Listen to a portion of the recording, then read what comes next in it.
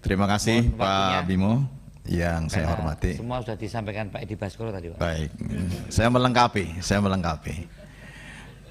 Teman-teman anggota Komisi 6, Pak Teten, para Eselon 1 dan seluruh jajaran yang saya hormati.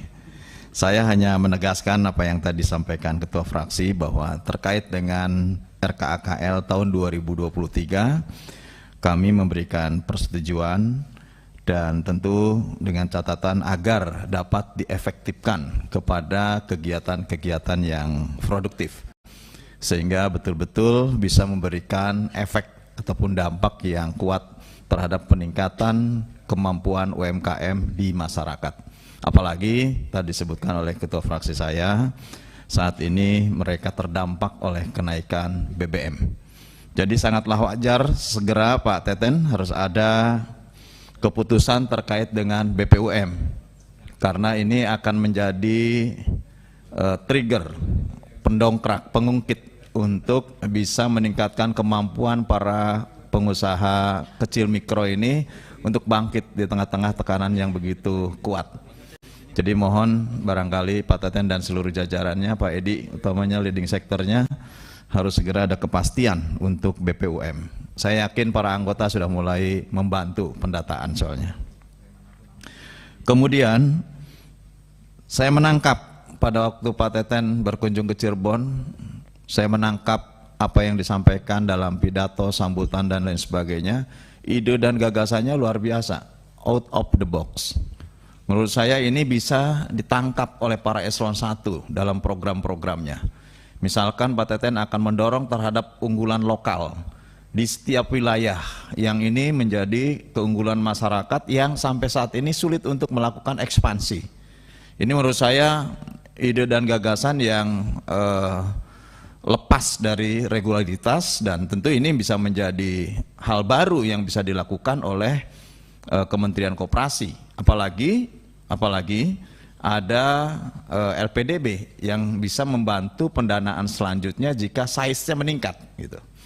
Nah, oleh karena itu juga mungkin Pak Teten harus punya juga MOU yang lebih pasti itu dengan induk BUMN di bidang pengembangan usaha ultramikro.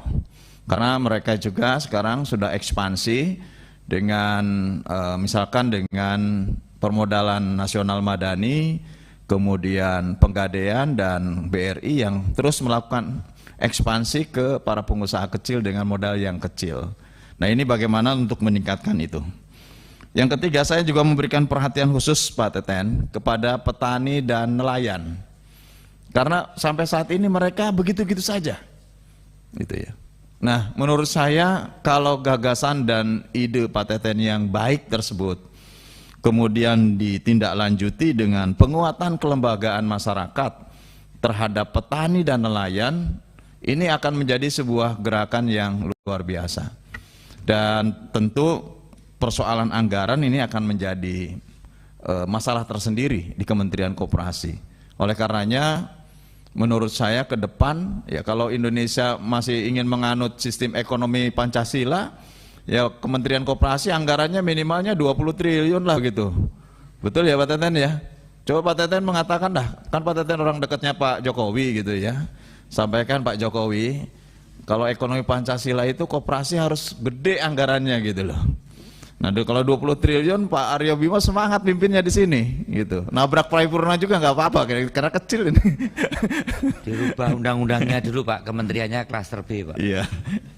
Nah, oleh karena itu saya kira di awalnya dengan kemampuan anggaran yang kecil, penguatan kelembagaan masyarakat untuk petani dan nelayan ini kita siap support lah gitu ya. Meskipun Pak Teten mungkin anggarannya kecil. Yang terakhir, saya juga memberikan perhatian khusus tadi apa yang disampaikan Ketua Fraksi terkait dengan peningkatan kemampuan UMKM untuk naik kelas, Pak. Ini bagaimana nih? Kalau tukang gorengan ya jangan tukang gorengan terus. Saya kenal dengan seorang ibu gitu, dari mulai dia anak muda, saya lah punya teman sekolah SD gitu. Dia jualan serabi, Pak, serabi di pinggir jalan. Sampai sekarang ya jualan serabi gitu. Saya pikir kan sudah meningkat mungkin dari serabi yang jual pinggir jalan sudah menjadi bos serabinya di mana-mana gitu, sudah kirim ke Aceh, sudah kirim ke Batam. Ini masih begitu saja, masih menunggu orang lewat gitu. Nah, Pak Teten bagaimana nih untuk bisa mengakselerasi agar terjadinya peningkatan melakukan ekspansi dan kapasitas dari UMKM yang berskala kecil, yang kalau kita lihat mereka punya perjalanan panjang. Paling tidak gini Pak Teten, ditanya sudah berapa lama Bu berusaha serabi ini? 10 tahun. Ah, ini harus ditingkatkan nih, udah 10 tahun.